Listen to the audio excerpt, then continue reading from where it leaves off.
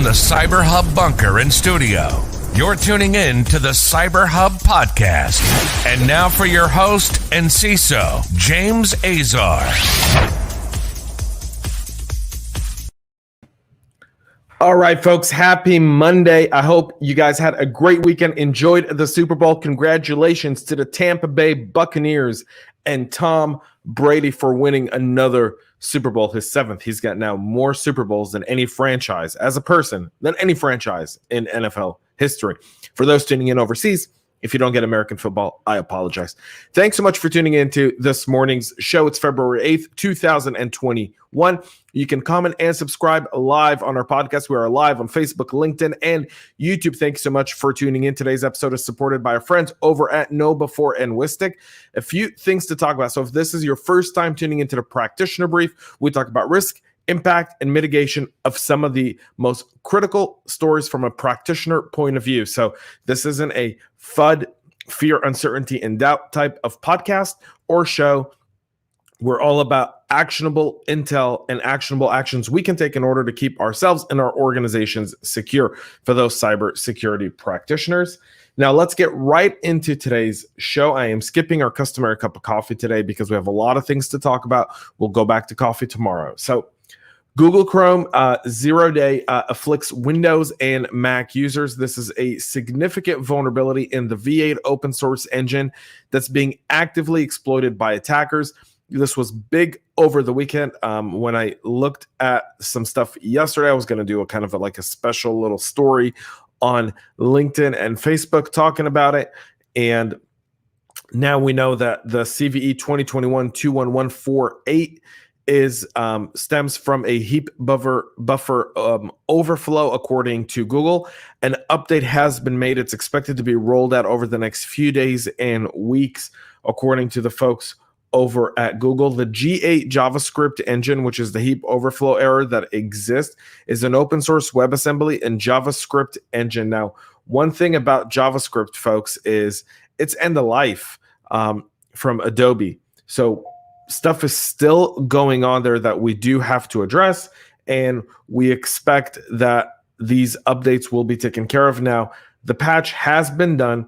It is being taken advantage of in the wild. So anyone who's using a Chrome browser on, no matter what OS you're using it on, Windows, Apple, needs to ensure that the people in their organizations update their Chrome browser. If you're able to automatically update those browsers today, please do so and get that taken care of. That takes care of it. According to Google, you simply go to Chrome settings, about Chrome, you'll see the update. Click it there. You can actually take this is from Threadpost, but this story is on every single major website.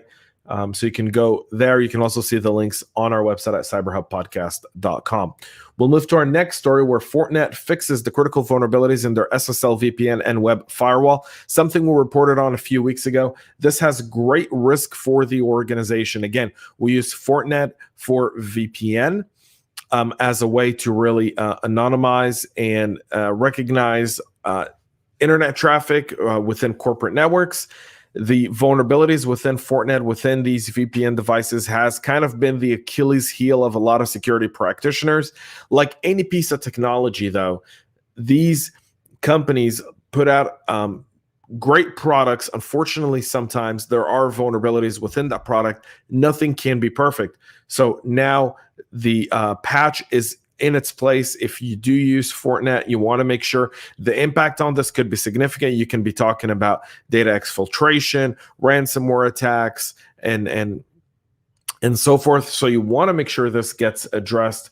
All of this stuff has been fixed over the course of this month. Some of it is a DOS and RCE, remote code execution. Several of it is an SQL injection, as well as buffer overflow. Stuff that goes on within these different CVEs within Fortinet. So you want to make sure you address that. The mitigation, very simple. Update your Fortinet VPN if you're using it. All is available on the Fortinet website as well. You can go there and get all the information you need in order to upgrade. If you're an MSP or an MSSP who uses this, you got to make sure to upgrade your clients and update their systems today or over the next week or so. These can lead to greater security challenges for these organizations over a period of time. Let's move on to our next story, which is a big jump in RDP attacks as hackers are targeting staffs working from home. So we're nearly a year into this COVID pandemic. People are working from home. It seems like, I don't want to say the new, but the fact of the matter is we've proved that we don't need a massive 100 square foot office to essentially be a productive organization. Many organizations are looking at cutting their real estate costs down, allowing people to work from home. People are more productive. People are happier. I don't know about you folks, but working from home has its advantages, and being in the office 1 or 2 days a week also has its advantages. But threat actors aren't really waiting for that. They're taking advantage. There's been a huge increase. I apologize there. We just jumped quite ahead. In cyber criminals attempting to perform attacks by exploiting remote login credentials over the last year, as many employees continue to work from home. However, the rise in remote working has provided cyber criminals with a greater opportunity to slip into networks unnoticed by using legitimate login credentials, whether they are phished, guessed, or otherwise stolen. By using legitimate login details instead of deploying malware, it's easier for attackers to go about their business without being detected. We're not talking about malware attacks here, folks. We're talking about actual data exfiltration. So according to researchers over at ESET, that ease has led to a 768% growth in remote desktop protocol attacks over the course of 2020. In total, ESET detected over 29 billion with a B attempted RDP attacks across the year as cyber criminals attempt to exploit remote workers. We all knew that the remote work increases the risk on the organization because you simply cannot control the network, and the network that people work on from home is being used by children who are still being homeschooled or by your spouses also working from home. So a few things to take in mind here. The risk still exists.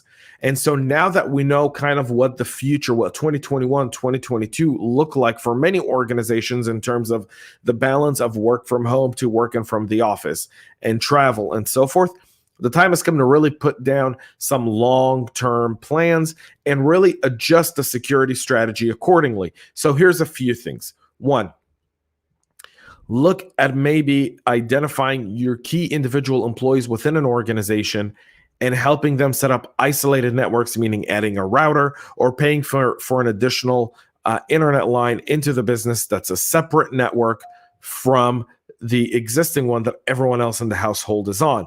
That would have great protection for the organization. It's not for every single employee, but ones that possess the most dangerous or the highest credentials or could provide an easy access point for attackers. Number two, ensure that those specific people are changing their passwords every 30 days, that they're logging and doing updates immediately, and that you have an inventory of all devices from routers to laptops and any IoT device that's being used within the home. You want to have that list so as you're aware of different vulnerabilities that are exposed, you can go through that list and update those devices or help the person within your organizations update those devices.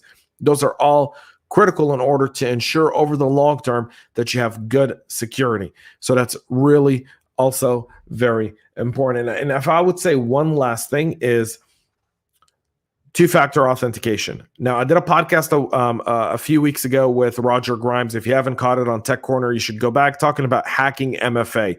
He talks about how easy it is for attackers to hijack SMS MFA. Using app-based MFA is critical. Roger talks a little bit about that, and I would urge you to go back and listen to that episode, the Hacking MFA with Roger Grimes on the CyberHub podcast Tech Corner. You'll really enjoy listening to it. Our final story of the day is an update along SolarWinds. So Microsoft says that its service was not used as an entry point by SolarWinds hackers, but rather they were a victim.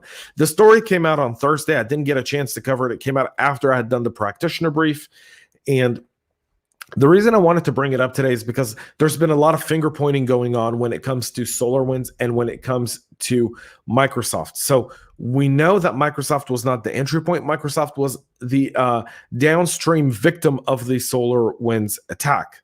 Many reports have speculated about the role of Microsoft services in the SolarWinds attacks. However, from the reports that we've seen, essentially the bottom line was that they were able to the cyber criminals, that were able to attack SolarWinds did so through their CI/CD pipeline. Essentially, they got into their DevOps team and were able to plant code there, and they didn't really use Microsoft services for that. So they did leverage Microsoft as part of the attack, but it came through the compromise of credentials and or access through a third-party application at a time of a 0-day vulnerability. So you want to keep that in mind. That's it for our practitioner brief here today, folks. We're all set. We'll be back with more tomorrow. So make sure to comment, subscribe, tune in. We're live every single day, 9 a.m. Eastern Standard Time, where we give you the latest cybersecurity news with risk, impact, and mitigation. So you'll want to tune into that. We'll be back with more tomorrow. Until then, folks, stay healthy and stay cyber safe. We love feedback, so make sure to connect with us on social media and subscribe to our podcast on your favorite podcast listening platform.